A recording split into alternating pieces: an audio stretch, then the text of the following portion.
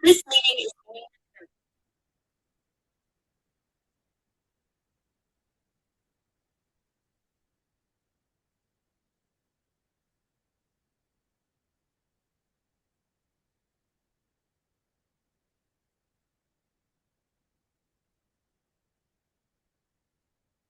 Welcome, everyone, to today's webinar. We'll get started shortly.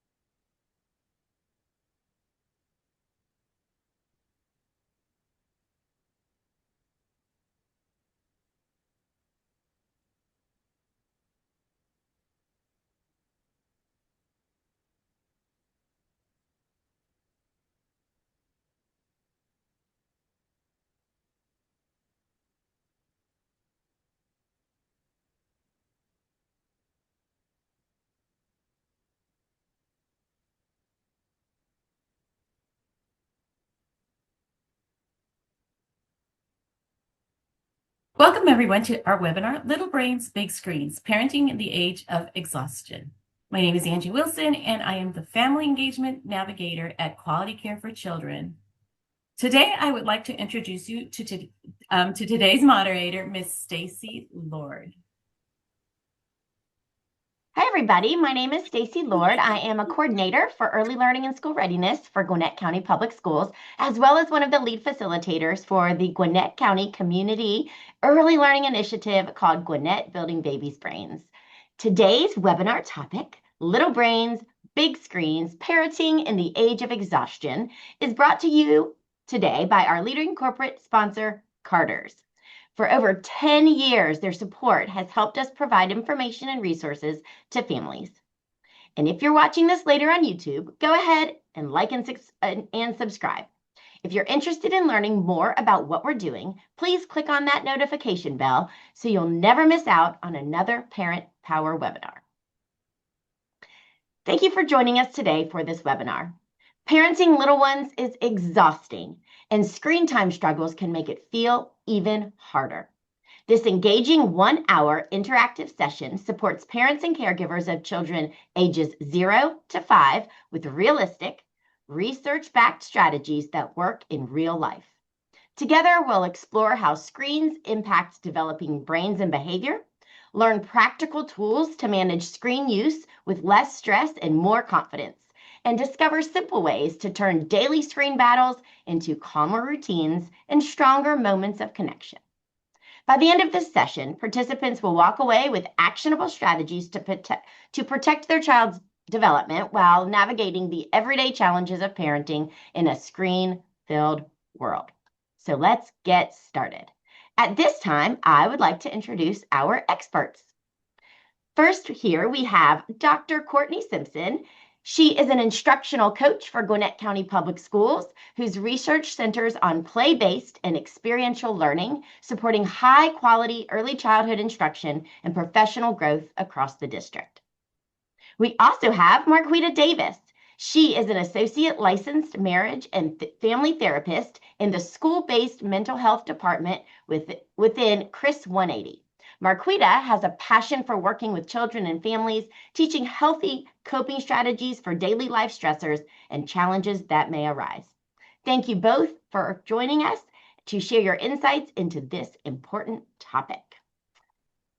So we're going to start off with a chat with our panelists about, of course, little brains, big screens, parenting in the age of exhaustion. And at the end of our time together, we will answer some of your questions. So please leave your questions in the Q&A section, not the chat. So before we get into our discussion, we have some poll questions we'd like you to answer and to gauge our participants. So you'll see it pop up here on the screen. You'll rate from 1, strongly disagree, to 5, strongly agree.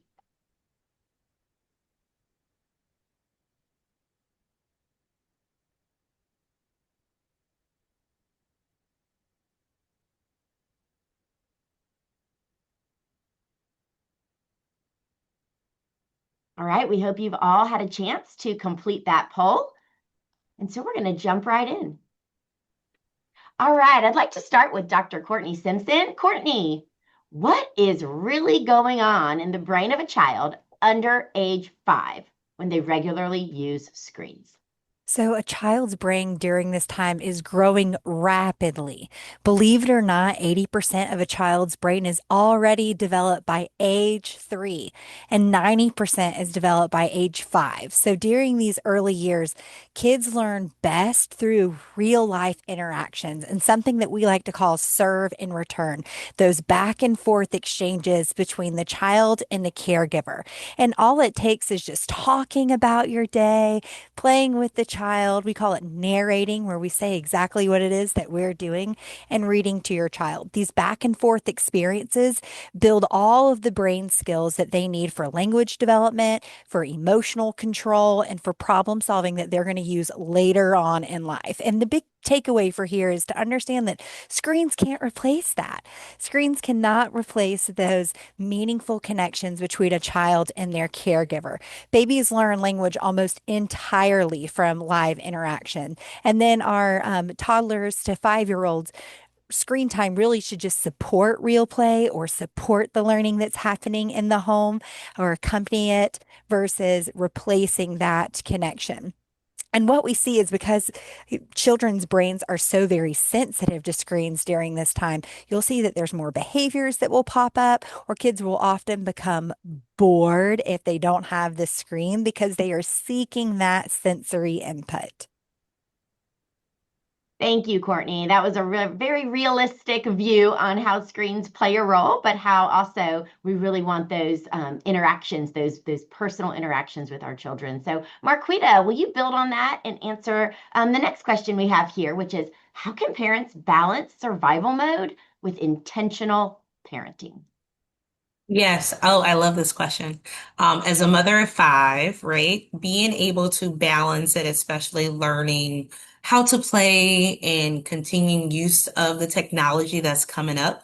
So we want to make sure that we have some sort of schedule, right? I know a lot of parents are like, this isn't school. We don't need a schedule.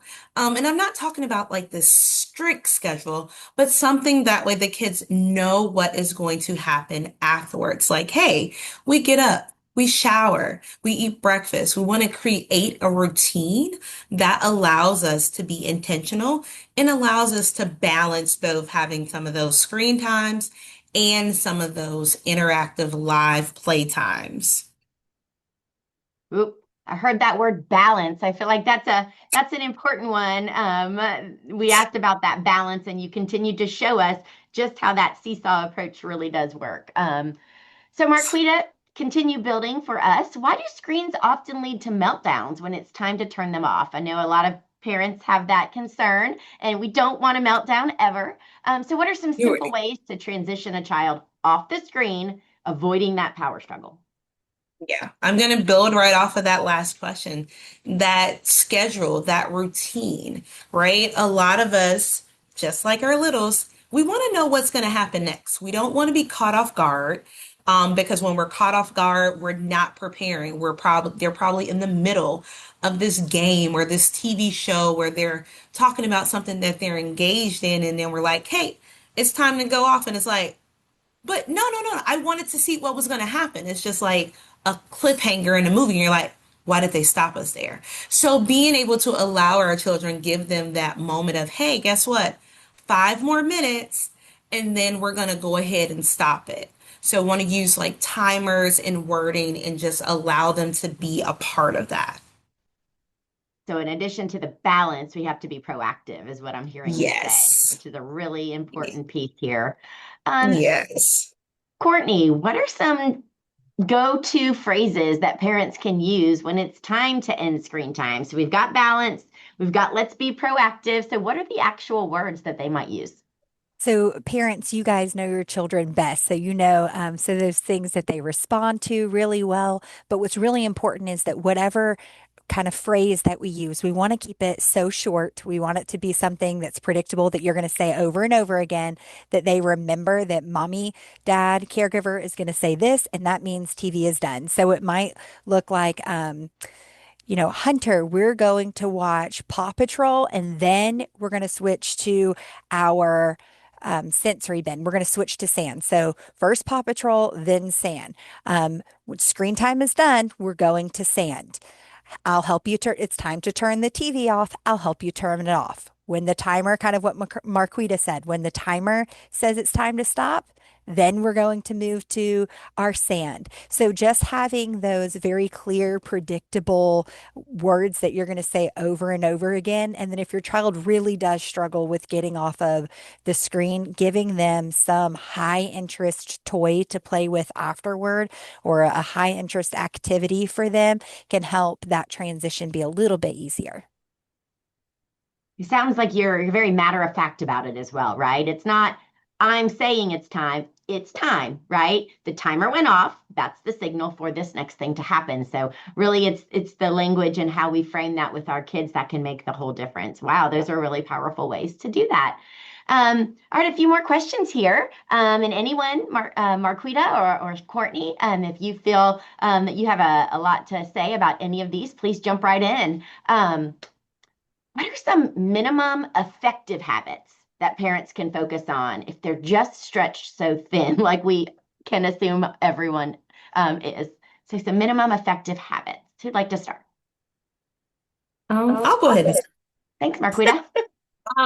So one of those things is having some go-to items that are not electronics all the time. So that is bringing back out the coloring books, right? Bringing out those crayons, the coloring books, bringing out some board games, right? Bringing out Connect Four. You want to bring out something that's going to be able to hold their attention, but also it's not going to require too much of you. Like, hey, why don't you draw mommy or daddy a picture while I'm doing something else? And then that way they're doing something and it's not on the screen. So I Great really like, idea.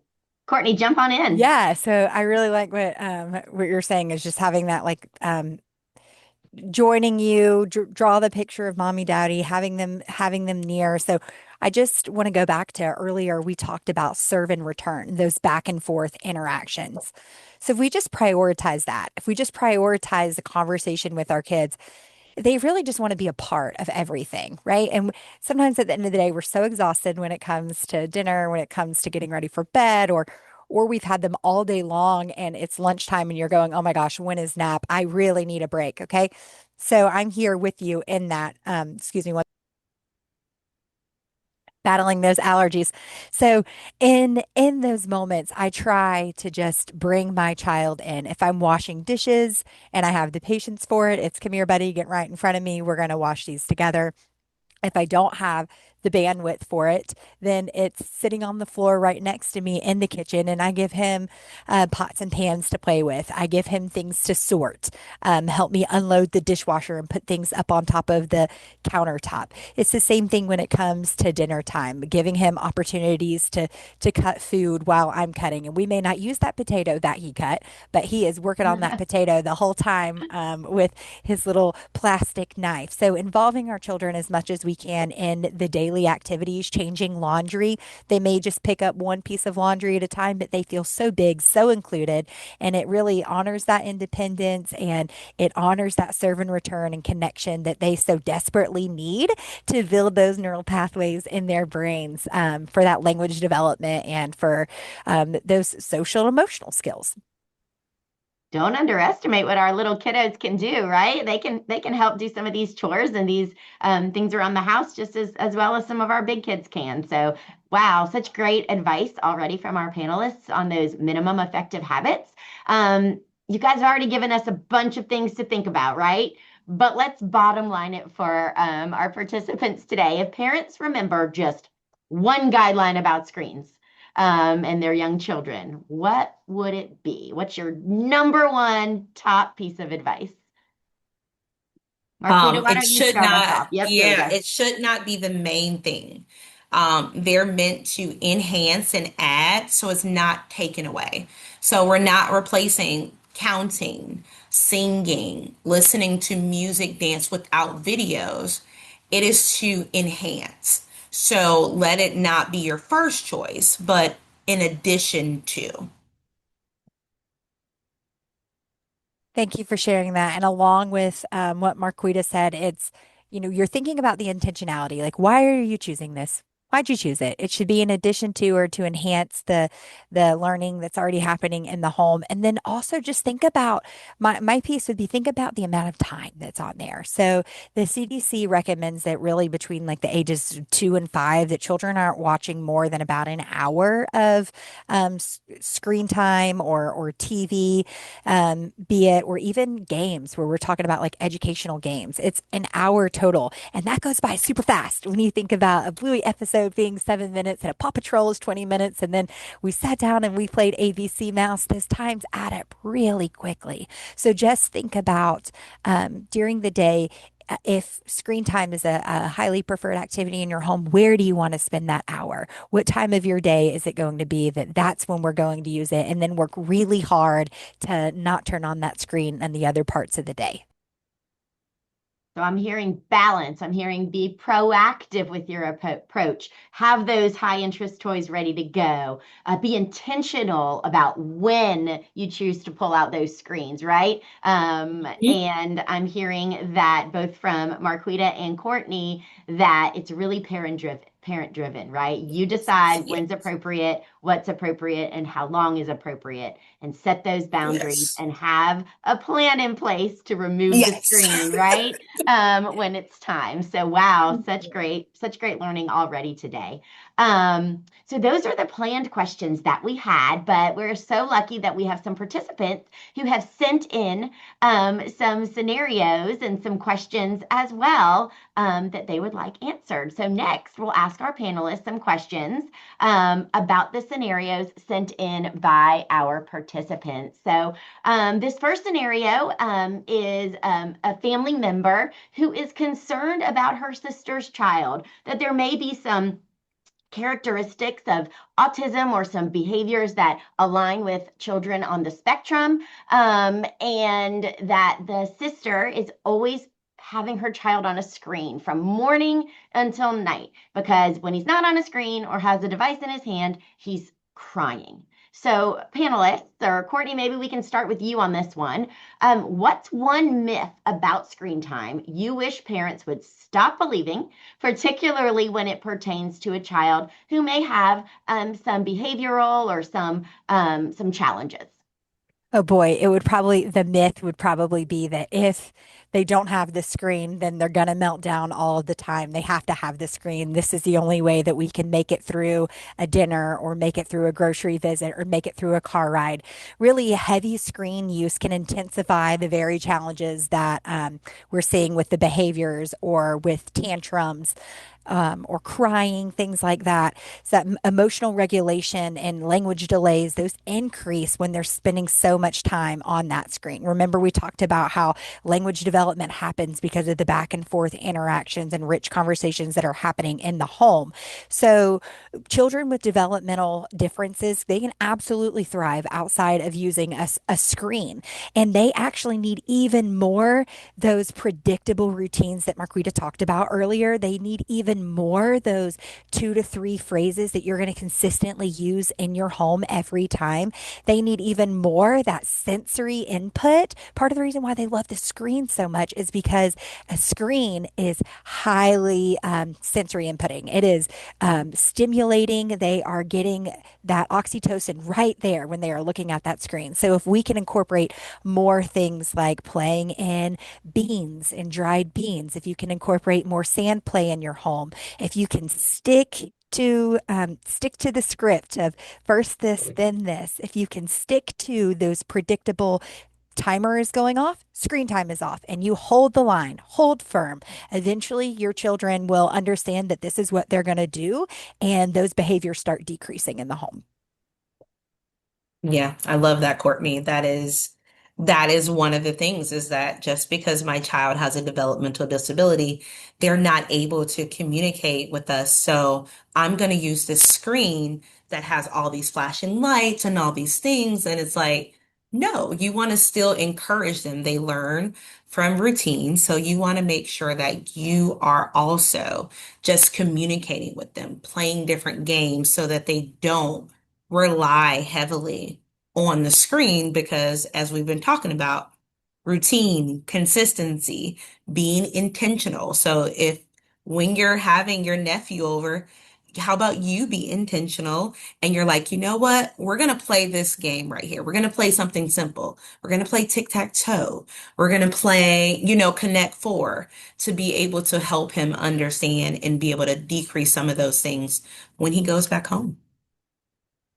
Yeah, that can definitely be a sticky situation when the child is not yours and you are seeing Yes. someone you care about, right? And how do we approach that? But these are some great suggestions. And one great way is always to model it for others, right? When you are engaging with a child, find ways to engage outside of that screen. I think that's a really great suggestion there, Marquita. So we're going to move on to another scenario from one of our participants who has, oh my goodness, 3-year-old twins. They are very busy, and this parent, like many of us, have introduced the screen very early on in their children's development. And now, when they try and redirect to no screen time, again, we've got those tantrums, right? It's getting harder and harder not to hand over the device. Oh my goodness, Marquita, what's a realistic way to cut back screen time without just going cold turkey? Or Well, first, I want to say, hey, I commend you. I have twins. They were my first, and I too did introduce them to the screens because that what was going on. And I'm like, I want to be able to do it and trying to figure out, okay, now, okay, we got to decrease this. And how do we do it? So I may sound like a broken record, but routine and consistency is something that works. So we set up a time where it's like, hey, after we do this, then we get screen time. And then once the timer goes off, we're done with screen time for the day. So you're going to start to pull it back a little bit instead of just, you know what, you're done. Came in the screens, we're done. And they're throwing a tantrum because then guess what? Now we're in this power struggle and nobody wins. And your kid is still going to be kicking and screaming, both of them, because they like to go back and forth with us. I had my little ones do this, and I'm like, are you serious? Like they're like feeding off each other. So just kind of setting up a routine and slowly decreasing it and talking to them about it. Like, hey, this is what we're going to start doing. We're going to start doing this instead of screen time. just setting them up for success sounds really good. And I love when we can empower each other as parents, like, girl, same, right? Like I got Yes. twins, they throw tantrums. I mean, we all have been there. And so I love the camaraderie of we got this and let's learn and figure Yes. out what to do together. Courtney, do you have anything to add to that one? Nope. I think Marquita handled it, didn't she? That was really great. All right. So another 3-year-old watching a favorite show. And when, mom or dad or when the child is told time to turn it off, guess what happens?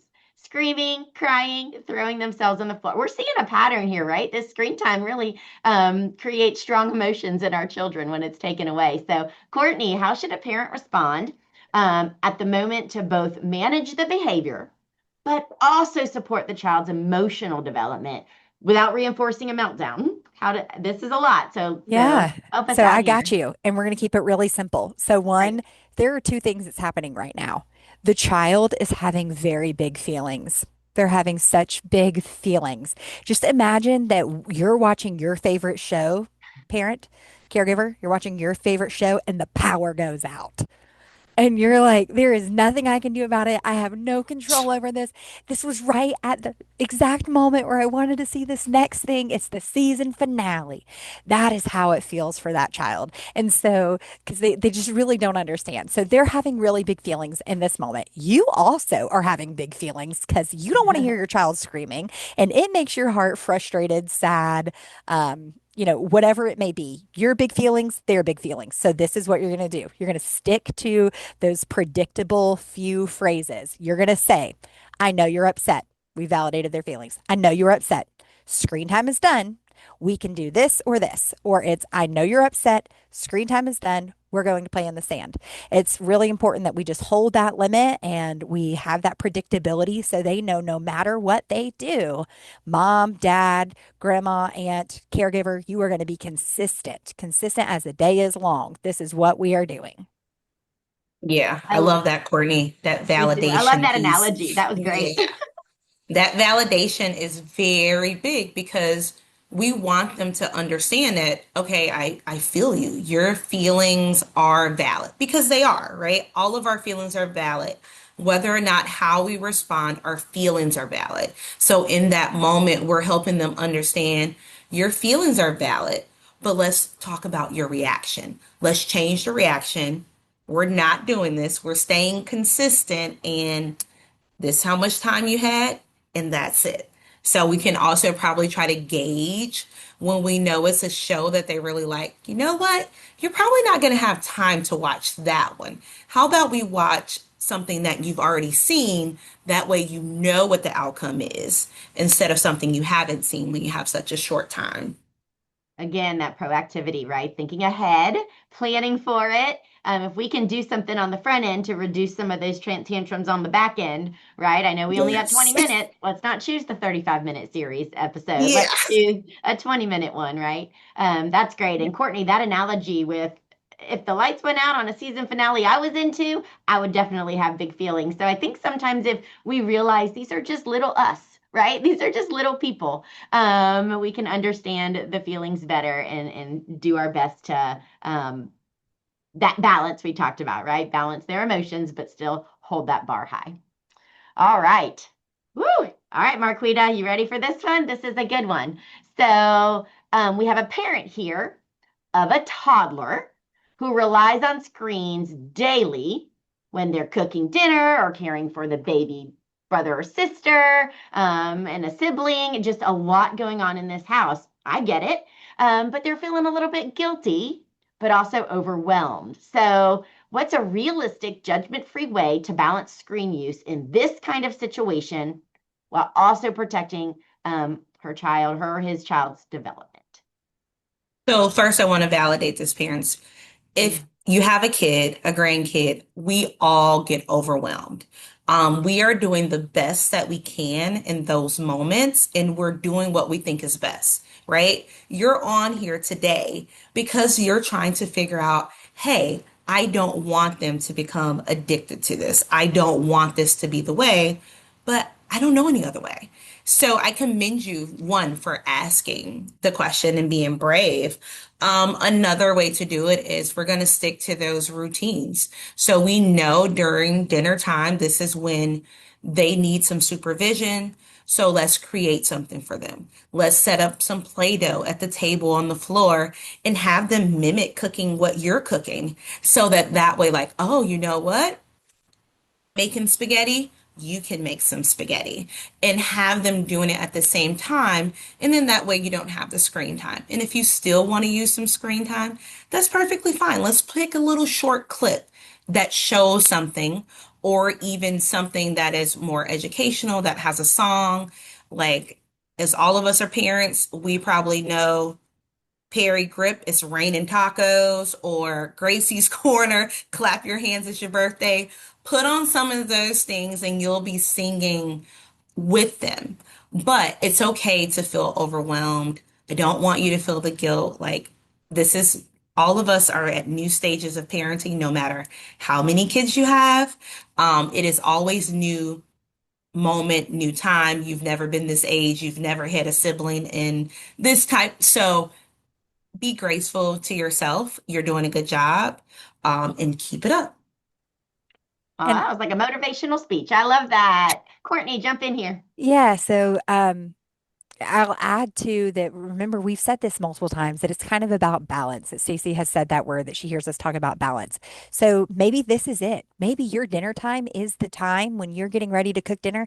That screen is on, honey. That's your time. And that is your time where for 30 minutes, the screen is on and you are cooking your meal in your kitchen and you're having your breathe, woosah, just take a deep breath kind of moment. That's okay. Mine is in the morning. When I wake up in the morning, my toddler's feet have hit the ground running. He is ready to rock and roll. I need a cup of coffee and to get dressed. And I need to make sure that he's not letting the dog outside, pulling the cat's tail, all of those things. So in the morning time, while I am getting dressed, he is sitting on our master bed and he is watching Bluey. So you just have to choose, where is it? It's not that screen time is inherently this terrible thing that we all need to get away from. It's just about that responsible use. So don't feel guilty. And it is okay to be overwhelmed. We all sit in that place as parents and feel that overwhelmed feeling. So this may be just the time that you're going to use your screen time, and you don't have to use it in the morning when I do.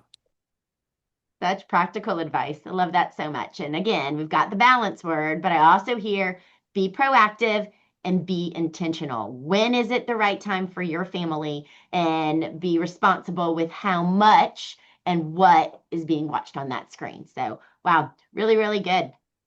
I love that. Yes, responsible use. That is a great takeaway. Thank you for mentioning that in the chat there. All right, so let's move on to our next scenario here submitted by one of our participants. So my preschooler, so we have a preschooler here. So I'm not sure exactly what age. It could be a 3-year-old, it could be a 4-year-old, but somewhere in that birth through 5 range using a tablet before bed, and now is refusing to go to sleep without it. So kind of a pacifier like scenario here. I was reading, so this person who submitted was reading that this may be leading to delayed bedtimes and even poor sleep. Courtney, what can you tell us about steps that this parent can take to reset this routine without causing too much conflict and too much distress? So absolutely. The first thing is that new discipline takes time. So Stacey, you just said it's kind of like the pacifier situation. So when you stop giving a baby a bottle, that transition, oof, it's really hard. When baby moves from, being in a bassinet to a crib, that transition is hard. The transition's hard from the crib to the bed to, getting rid of that passy. So this is going to be a difficult time because they have gotten reliant on the tablet. But take courage, dear friends out here. It is possible and you can do this. And so you're going to rely on those routines that Marquita talked about earlier, and also those predictable short sentences that we talked about. First we're going to do this, then we're going to do this. When the timer is up, there's no more TV, no more screen. I have a very predictable evening routine in my home. Research says that it's supposed to be turned off an hour before you go to bed. That is what the experts in the field tell us that we should do. And I also know that sometimes not always are we able to follow exactly what the research tells us to do. I don't have a very long amount of time with my child in the evenings at home. So sometimes we're only home together for an hour. And when I'm walking in the door, I'm trying to get that 15-minute spaghetti just thrown on the stove, and I turn on that TV to get him in a safe space so he's not with hot grease in the kitchen, right? So it doesn't I don't know that I'm so caught up on that hour before bedtime, cut it off, but I do think it's really important that you cut the TV off at the same time every time, or you cut that screen off. And then after that, it is replaced with that meaningful, deep connection that they so long for. So it's going to be TV off, family dinner, or however dinner looks in your home. Then we're going to read some books, and we're going to get in our, take a bath, get in our jammies, and we're going to bed. So something that is just lower stimulating and very predictable in that one-on-one time connection with you. And it'll start improving that sleep, and that routine will make them realize, oh, we just finished book. So now I know I'm about to have to go to bed. And they'll start getting themselves and taking themselves to bed because they know that's just what comes next. Yeah, I love that, Courtney. To add on to what Courtney said about keeping that routine, a visual of the schedule. It is something that it works. It works for our littles. Like, okay, this is where we are. And once they've done something, get a little sticker or a little check mark. Like, oh, here we go. We came in the house. Check. I put my book bag away. Check. Okay, now it's time for screen. Check. Now I did this. Dinner. Check. Now it's time to go to bed. So it's all about we're being intentional and we're involving them in the process. They look up to us. They want to do what we want to do, all of the things that we're doing. So having them be a part of that because they want to be a big kid, right? We all want to be a big kid when we're little. We want to grow up, right? So we're going to help them by having something visual that they can use their hands to be like, "Ooh, I did this." And they get so excited, like, "Ooh, I'm moving down the line," to know what it is. And that can help with any ongoing stress and also for yourself. Yeah, wow. Great ideas. And I saw Ashley posted in the chat, like, wow, this is going to help me with my 12-year-old. Absolutely, Yeah. right? Yes, we are focused on that birth through 5 age group because that's sort of when the science really starts to talk about, screen Mhm. time or not screen time. But absolutely, this could help with ourselves, right? That 1 hour is also about adults and how many of us fall asleep, with our phones in our faces. So this is for anyone and everyone, just with a focus on that birth through 5 age group. But thank you, Ashley, for reminding us, like, we need to be talking to ourselves as well, right? All right, Mhm. let's move on to our final scenario here from our parent. And the last one is, again, a parent who already limits. Oh, this is a tough one, you guys. It's kind of like that first one with the sister who had the concern, but a parent limits the screen time in their home, but when they go to the grandparents' home or another caregiver's home, their children or their child is frequently allowed just unlimited screen time use, right? We've got the Disney grandparents, I think is what they call them. Everything needs to be fun. It's a yes, and you ask me how to jump, and I say how high or whatever that is. But so it's causing confusion and even some pushback with the child. I get to do it at grandma's house. Why can't I watch screens all day long here at home? Ooh, let's help this parent out. This is a tough one. So, how can parents set consistent boundaries across all caregivers and still maintain those relationships and avoid conflict? I wonder if there's a way. I can't wait to hear. I All Marquita, right, help us let's out. let's go. Okay, so this is a real thing, everyone, right? I didn't have to really experience this because my family is in another state. But when we do go, we have to do this. So one of the biggest things is communication, right? You want to communicate with your child and also with those other adult figures who is going to be in their life. Like, hey, this is some things that we're working on. I understand you want to do this, but here are some other ways that you can do this also that can limit it as well, right? And making sure that they understand that you want to bring them in along with you, right? So help them with, hey, like, I get it. You want to do this? Like, I totally understand and you want them to be fun. Here are some ways that we're going to do it to limit it, right? And then, like I said, I have 5 children, right? Ranging from 5 to 15. So I use different apps to help monitor and control. And it's not just working at my address, guys. I don't care if these kids are 3 states over. I can hit a button and that phone and tablet is not coming on. Do you hear me? Like they can't do anything but acts like, hey, can I get more time? So using some of these things, right? Like we don't have to try to do it all ourselves. Like we said, technology is not this evil thing. We just want to be responsible and intentional. So using some of those apps to help during that time, if you have some parents or grandparents who are kind of like, well, they're going to do this at my house and I'm going to like, okay. And once that time limit hit, you just hit stop and don't give them the password. I'm just saying. So be proactive, right? Put some things Yes. in place where you get to stay in control and be intentional about how much time your child is going to be on that screen or on Yes. that telephone, right? I do know that the TV at the house might be a little bit different. Are there any ideas for communication around how much screens that you don't have control of, some things that you can say? And the answer might be no, but what are you guys thinking about that?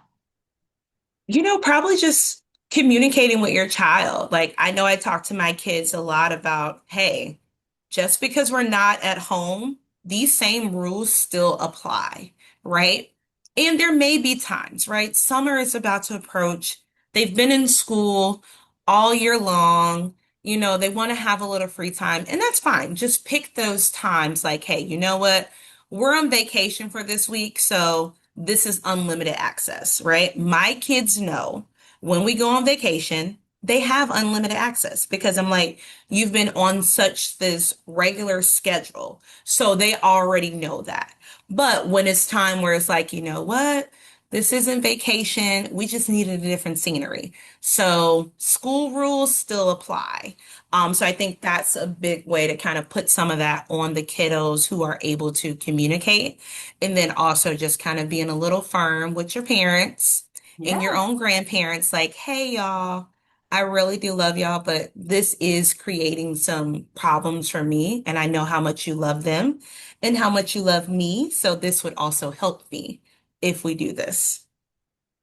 Yeah, and when we know better, we do better. And I wonder if even Yeah. sharing some of those statistics that, Courtney shared earlier about what is said by the researchers and the brain, scientists about Hmm. what is and isn't good for our kids' brains, that might actually be all it takes. So take note of some of those, and those might be a good way to start the communication about screen time with those helping us with our kids when we're not around. So really cool. Yes. Courtney, anything to share? Any last minute? Okay, awesome. Well, wow. I know that I got a lot out of that. As a parent of teenagers, I wish I knew what I just heard today, a decade ago, but it never hurts. Like we heard from Ashley on the chat, we can do this with our grandchildren too and ourselves. So thank you both, Courtney and Marquita. So much great information, so many great perspectives from your own lives and the things you're doing that are working at home. So it's always good to hear straight from the source. The QCC team participants need your feedback. So we're about to drop a link in the chat for you to share your thoughts about today's webinar. So I see it there. We'll give you a couple of minutes to just click on that link and quickly respond to a couple of questions.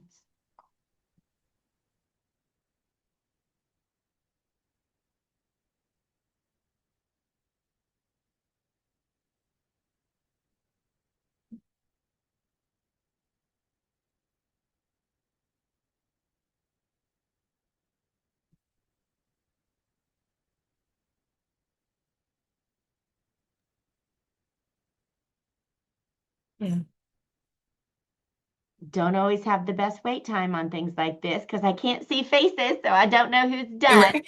But feel free to continue filling out that survey, and we're going to go on and move on to the next section, which is Q&A. So we're going to segue into our Q&A section. We've been checking out those Q&As during our discussion, and we're going to get to those questions right now. Here's Angie. Everybody.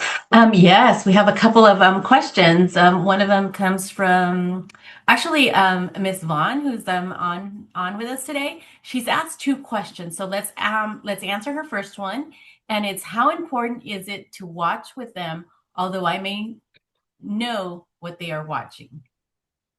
Oh, I would love to start with this one. This is something that I adopted in my household, and I have been doing this since my 15-year-olds.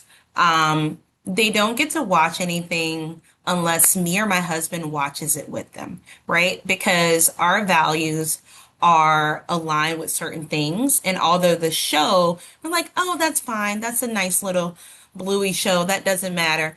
But it's certain things that our children may not be able to grasp, right? Um, I don't know. I might tell my age a little bit, but it's okay. There used to be a show called Caillou. All the parents, if you're familiar with Caillou, we couldn't watch Caillou in the house. Why? Caillou whined a lot about his little sister Rosie. And although they waited till the end of the episode to kind of get him there, the kids started to whine a lot and they were missing that ending piece of, oh, Caillou realizing that he's made it. So we had to cut out Caillou for a little bit. But I wouldn't have known that if I didn't sit there and watch and really see where some of these things are coming from and actually looking at those ratings on the TV shows, TVG, TVY. Those things are really helpful because it lets you know what type of information that your child is going to be exposed to.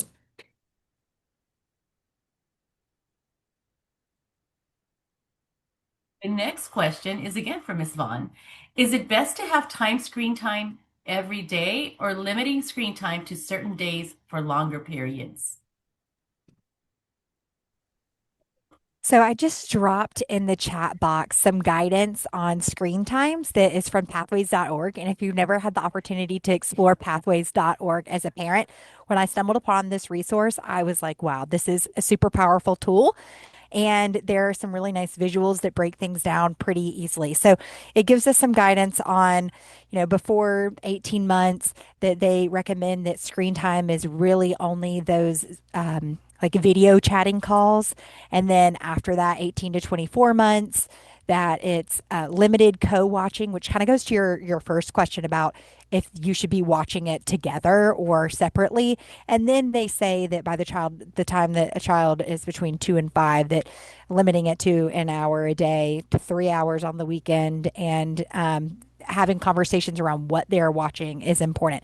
But again, you have to think about your child. We say in Gwinnett Building Babies' Brains, you are your child's first and best teacher. So you think about how your child responds to screen time and what the best way to support them with it, and how many tantrums come from long periods of screen time or how much they can actually handle. So I think that it's up to you as being your child's first and best teacher to determine how long they can watch TV, and then also take in some of those little nuggets from the experts around appropriate screen time. I agree with you, Courtney.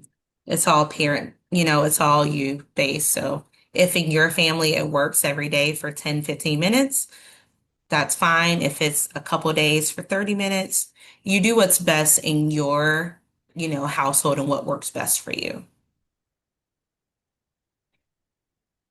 On to the next question from Miss Glover. I have an 18-month-old. He has screen time when he is at his aunt's, but when he is home, I can't even get him to watch TV or use a tablet. Is this okay and normal? Okay, and normal. Yeah. We didn't watch TV in our house, and I mean, my child is 3, and he honestly didn't watch TV like hardly at all. I don't think until he was like 2 and a half. I mean, he just didn't see it. And he would go to my mom and dad's at 2 years old. He watched The Lion King. And my parents videoed him sitting in a chair watching Lion King like this. And I was like, there's no way my child's sitting more than 10 minutes, because when he's at home, he doesn't want to watch TV. And you know why? You know why your 18-month-old doesn't care about watching that TV when they're at home? Because you are the most important thing in that room. They crave your connection. They crave that serve and return. They crave those exchanges. So it does not surprise me at all that when they're home with you, with their preferred caregiver, that the screen is like, man, I don't need that. I want to be right where you are. I love Okay, if it. you're not crying like I'm crying right now, that and the Caillou reference. My daughter's a Caillou, grew up in Caillou. We had to turn that off because Caillou, was a little whiny. But Yeah. but yes, okay. Everybody, wipe your tears and let's. Marquita, do you have something to add to that? No, I think that's great. I would just add that it's that routine. They know the routine at home does not include screen time. Thank you. We're going to move on to another question. Do you consider interactive educational apps for toddlers to be a screen that should be avoided or a potential learning tool? Mm. I, I guess it's this is one of those sticky ones because it can go both ways, but like how we've been talking about is that intentionality, right? If we're teaching the kid to learn how to write, we want to first teach them with the pencil, right? And then if we're enhancing it, using it as something else with the device, yes, but we want to try to stick to those real interactive things first. Remember, the technology is not to replace, right? We're not replacing it with anything. So, thank you for sharing that, Marquita. You're right. We're not replacing, we're enhancing. So, the American Pediatric Association really does not differentiate between whether, well, let me rephrase this. There's always going to be a preference around an educational tool versus, we're going to watch just a program or a show for enjoyment. There's always going to be preference over that educational tool, and especially if a parent is co-watching with the child. But the American Pediatric Association does not differentiate between that time use. So an hour of screen time is an hour of screen time. So it doesn't matter if that's in video calling, if it's in using a being engaged with some sort of educational tool, or if it's watching that preferred program that the child really likes to watch. It's just that we know that some of these hold a little bit more value cognitively for our kiddos than maybe just that preferred program.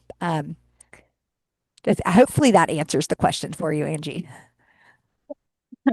Okay, so the next question is, how do we handle the pressure of social media, where peers often show children under age 5 how to use a tablet, how to get onto different types of social media? Hmm. Oh my. Okay. As a parent, I don't allow my kids to have social media. I feel like adults are not able to handle it, right? And our kiddos, their brains are still developing. So I would just be intentional on what they're watching. Once again, going back to that, hey, should I be watching this with them? So not showing them how to use those things until like an appropriate age. So figuring out when that is to be able to introduce that to them.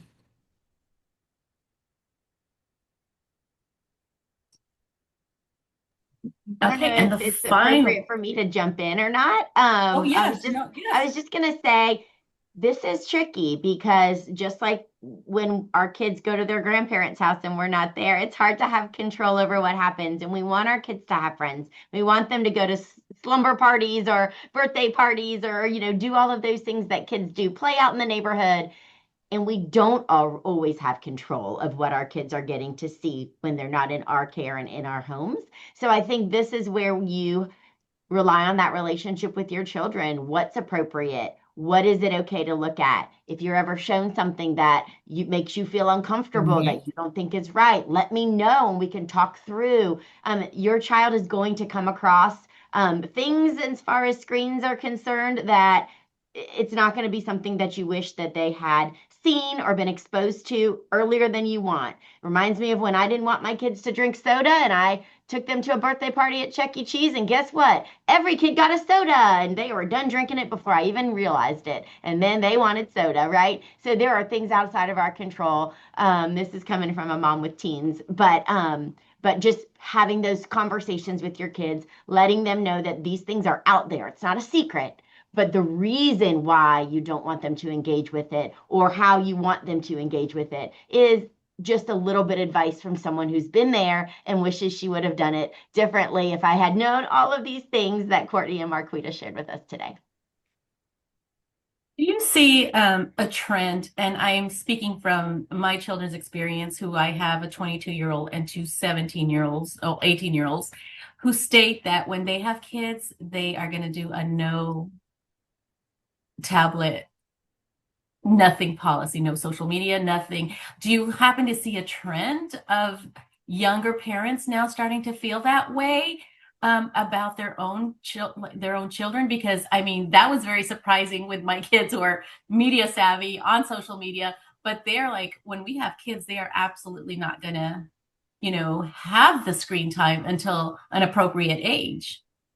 Yeah, certainly. There's this trend kind of going around on social media and amongst popular mom groups and influencers around being a 90s parent. So, like, I want to be a 90s kind of parent, raise 90s kids, meaning that we're going to go back to VCR. Like, and maybe not even the VCR tapes, but I mean, that's what they're using. But essentially, we're going to go back to movies that we watch as a family, and these are going to be the only choices my child has is, previewed videos that we've seen, and you only have access to it when we roll out this TV together and are watching it together. It is becoming a whole thing, replacing tablets with going to thrift stores and finding old portable DVD players, and again, watching those previewed videos that you've seen together as a family. So certainly there are some things circulating around the influence of social media and what it has, the shift that it has caused in our culture and how that is starting to affect some of these young parents and their parenting choices around screen time. Mine are on track to be 90s parents. Well, those are all the questions we have time for. I want to thank our moderator and our panelists today. Courtney, Stacy, Marquita, can you please tell everyone how they can find you and more about your organization as well as some additional resources? Yes. Yes. Um, Go ahead, so Marquita. I work with Chris 180. We are a nonprofit organization like in Atlanta, where we provide critical mental and behavioral health services, including therapy, counseling, school-based support. We also do foster care. So you can contact us. That is chris180.org. And Courtney and I both work for Gwinnett County Public Schools. We support all things early learning and school readiness. We also support as facilitators of the Gwinnett Building Babies Brains community initiative. And so that would be the best way to contact us sort of out in the community is through that website for Gwinnett Building Babies Brains. And there is an email address, info@buildingbabiesbrains.com. And I think Courtney's dropped both of those in the chat. So we appreciate getting to learn alongside you guys today. Well, thank you again to our sponsor, Carter's. We greatly appreciate their commitment to help nurture and protect children and to build communities in which children can thrive. If you would like to get more information about upcoming webinars like this one we had today, sign up for our Georgia Parent Power Text Services Text Care at 844-722-4255. As a reminder, we will send a follow-up email with resources mentioned during our time together today, along with a YouTube link to rewatch the webinar and the link to complete our survey. QCC is a nonprofit organization. If you would like to contribute to help us continue to provide great programs like today's webinar and to help every child reach their full potential, please visit us at qccdonate.org. Your contribution is greatly appreciated. Thank you again to all of you. This was so informative, and tune into YouTube so that you can rewatch this and we can spread the word, especially going into the summer months. So thank you for joining us today, and we look forward to seeing you again. Take care.